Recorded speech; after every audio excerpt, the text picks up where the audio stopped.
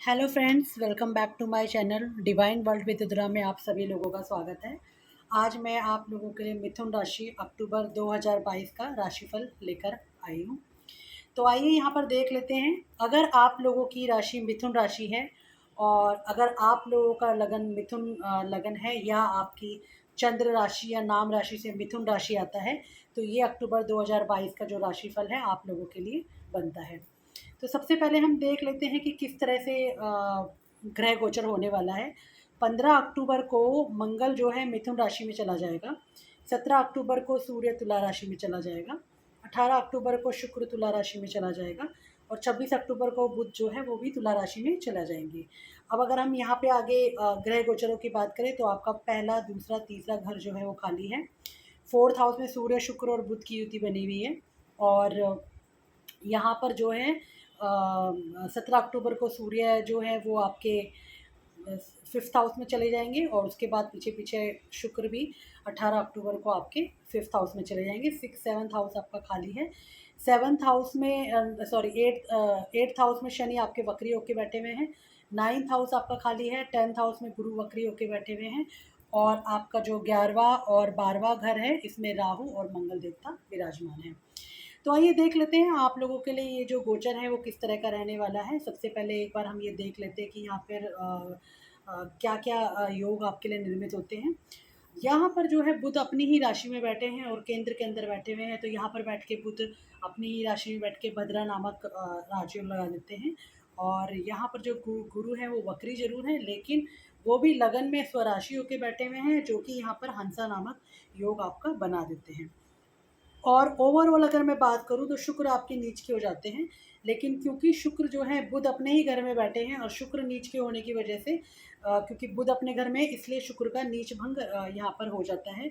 और सेम स्थिति आपकी यहाँ पे रहने वाली है। जब सूर्य यहाँ पर फिफ्थ हाउस में जाएंगे तो यहाँ पर नीच के हो जाएंगे। तुला राशि में सूर्य नीच के हो जाते हैं, लेकिन 18 तारीख को शुक्र आते ही शुक्र स्वराशि हो जाएंगे, तो जिसकी वजह से सूर्य का भी नीच भंग यहाँ पर हो जाता है। तो आइए नज़र डालते हैं कि ओवरऑल अक्टूबर आपका कैसा रहने वाला है। सबसे पहले हम बात कर लेते हैं आप लोगों के करियर के बारे में कि करियर आपका किस तरीके से रहने वाला है।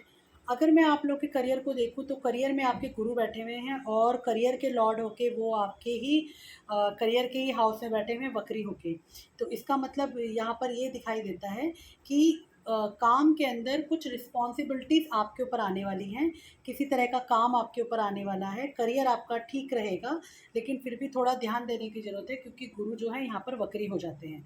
यहाँ पर गुरु की जो फिफ्थ, 1 2 3 4 पाँचवीं दृष्टि से जो है वो कर्क राशि को देखते हैं। कर्क राशि के ऊपर नज़र बनी हुई है सेकंड हाउस पे। तो ये भी बताता है कि अगर आप कुछ ट्रांसफ़र का आपका योग था या कुछ प्रमोशन देख रहे थे या किसी चीज़ का बहुत टाइम से वेट कर रहे थे, तो वो भी अक्टूबर मंथ में आपका आता हुआ यहाँ पे दिखाई देता है। कई लोगों के लिए स्थान परिवर्तन का योग दिखाई देता है और कुछ लोगों के लिए यहाँ पर जो है रिस्पॉन्सिबिलिटी बढ़ने वाली दिखाई दे रही है। यहाँ पर शनि 1 2 3, शनि की तीसरी दृष्टि गुरु पे आ रही है। तो शनि की तीसरी दृष्टि गुरु पे आना कोई इतना ख़राब नहीं माना गया है, लेकिन यहाँ पर फिर भी आपके रिस्पॉन्सिबिलिटीज़ को बढ़ाएगा, आपके काम को बढ़ाएगा और आप लोगों के ऊपर जो है काफ़ी काफ़ी काम आने वाला है। प्रमोशंस और ट्रांसफ़र्स के भी यहाँ पर योग कई लोगों के मुझे दिखाई दे रहे हैं। ओवरऑल आपका जो है काम ठीक रहेगा। लेकिन अगर आप किसी तरह का नया काम या जॉब या किसी तरह की चीज़ देख रहे हैं, तो उसके लिए अभी थोड़ा आपको वेट करना पड़ेगा इस महीने में, क्योंकि यहाँ पर इतनी स्ट्रॉन्ग स्थिति नहीं दिखती। पर नवंबर के अंदर मुझे लगता है जब गुरु अपने वक्री से चेंज होकर मार्गी हो जाएंगे, तो यहाँ पे एक अच्छा रिजल्ट आपको दे सकते हैं। इसके बाद आइए हम बात कर लेते हैं आप लोगों के हेल्थ की। तो अगर हम हेल्थ की बात करते हैं तो हेल्थ के जो सबसे पहला यहाँ पे जो आपके तनुभाव के जो स्वामी हैं वो बुध बन जाते हैं और बुध अपनी ही राशि में होकर फोर्थ में बैठे हैं और फिर फिफ्थ में संचरण करेंगे। तो यहाँ पर ओवरऑल हेल्थ आपकी ठीक रहेगी। थोड़ा बहुत इशू, क्योंकि सिक्स हाउस को भी कहीं ना कहीं हम ऋण रोग और के कारक मानते हैं। तो ऋण रोग शत्रु, तो यहाँ पर जो बैठा है ये भी रोग को दिखाता है। और यहाँ का लॉर्ड आपका अष्टम में चला गया हुआ है 15 तारीख तक। तो 15 तारीख तक थोड़ा सा आपको अपनी हेल्थ का ध्यान रखने की ज़रूरत है, अपने बीपी वगैरह का ध्यान रखने की ज़रूरत है। तो थोड़ा बहुत इशू जो है मुझे मार्स की वजह से दिखाई दे रहा है, बट अदरवाइज़ ओवरऑल आपकी हेल्थ इस महीने ठीक रहने वाली है। अगर मैं एजुकेशन हाउस की बात करूँ तो एजुकेशन हाउस में केतु बैठे हुए हैं, तो केतु यहाँ पर बैठ के कोई बहुत अच्छा रिजल्ट नहीं देते, डिस्ट्रैक्शन देते हैं। तो केतु आपके 5th हाउस में बैठ के यहाँ पर थोड़ा सा एजुकेशन से रिलेटेड कई लोगों का मन नहीं लगे, एजुकेशन में लगेगा और थोड़ा डिस्ट्रैक्शन हो सकता है। लेकिन यहाँ पर 18 अक्टूबर को जैसे ही शुक्र देवता और सूर्य यहाँ पर आ जाएंगे, हालांकि सूर्य नीच के होते हैं, पर शुक्र के आने से एजुकेशन में थोड़ा सा पॉजिटिविटी आप लोगों के लिए आ सकती है।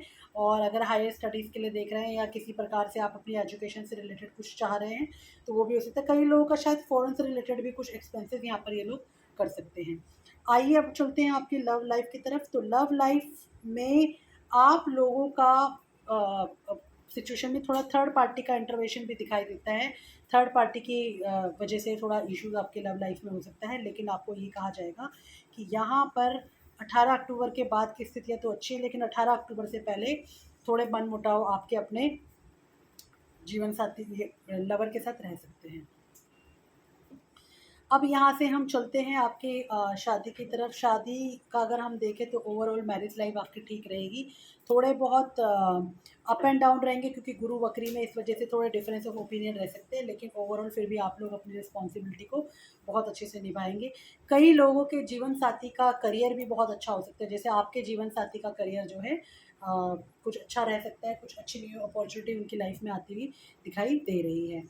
यहाँ पर अगर हम बात करें शनि की, तो शनि लॉर्ड हो जाते हैं आपके 8th हाउस के और 9th हाउस के, भाग्य भाव के लॉर्ड हो जाते हैं और अष्टम के लॉर्ड हो जाते हैं। और अष्टम में तो शनि को दोष नहीं लगता, मतलब अष्टम में तो शनि का बैठना ठीक कहा गया है। और यहाँ पर शनि जो है आने वाले समय में मार्गी भी हो रहे हैं। अभी तक तो वक्री से चल रहे थे, लेकिन अब थोड़े समय में ये यहाँ पे मार्गी भी हो जाएंगे। तो यहाँ पर जैसे ही शनिदेव मार्गी होते हैं तो भाग्य तो आपका सपोर्ट करेगा यहाँ पर, क्योंकि भाग्य का लॉर्ड है, भाग्य सपोर्ट तो करेगा आपका, लेकिन थोड़ा सा विलंब हो के काम होगा। मतलब आपके जो काम है वो थोड़े से अटक अटक के हो सकते हैं, थोड़ा स्लो डाउन होके हो सकते हैं, लेकिन आपको ये है शनि सपोर्ट जरूर करेगा। अब शनि जो है अगर आप लोगों के देखिए अपने लगन से अष्टम में बैठा है, तो शनि का अपने से चतुर्थ या अष्टम में हो जाना शनि की डहिया कहा जाता है। तो मिथुन राशि पे कहीं ना कहीं अभी शनि की डहिया लगी हुई है।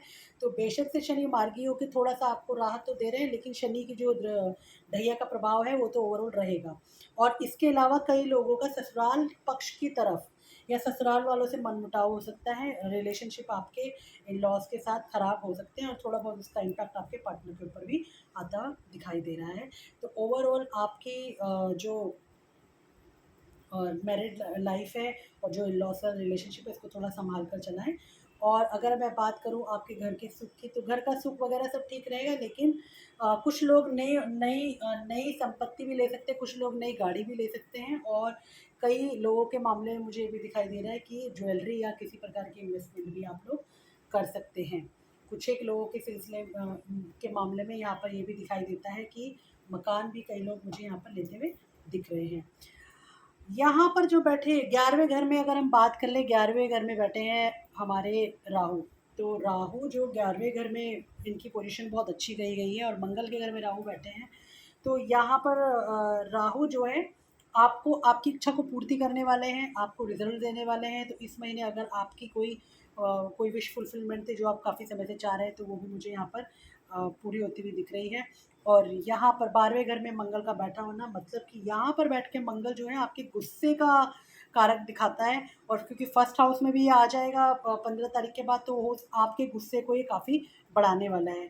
तो आपको अपनी वाणी का और गुस्से का बहुत ही ध्यान रखना है। वाणी का ध्यान क्यों रखना है? क्योंकि शनि यहाँ से देख रहे हैं वाणी के घर को, तो वाणी का ध्यान आपको रखना है और अपने गुस्से का ध्यान रखना है। और मंगल को सही तरीके से, क्योंकि शनि की ढैया भी चल रही है और मंगल का भी थोड़ा सा यहाँ पर प्रभाव लग रहा है, तो आप लोगों के लिए ये है कि हनुमान जी की उपासना करें, हनुमान चालीसा रेगुलर करें। इसके अलावा क्योंकि आपके जो लगन के जो लॉर्ड हैं वो गणेश जी बनते हैं, तो गणेश जी की पूजा कीजिए, अथर्वशीष का पाठ कीजिए, माँ काली का ध्यान कीजिए, तो आपको ये दिखाई देगा कि आपका ये जो महीना है काफ़ी पॉजिटिविटी के साथ और काफ़ी अच्छे तरीके से जा रहा है। तो ये था मिथुन राशि का अक्टूबर 2022 का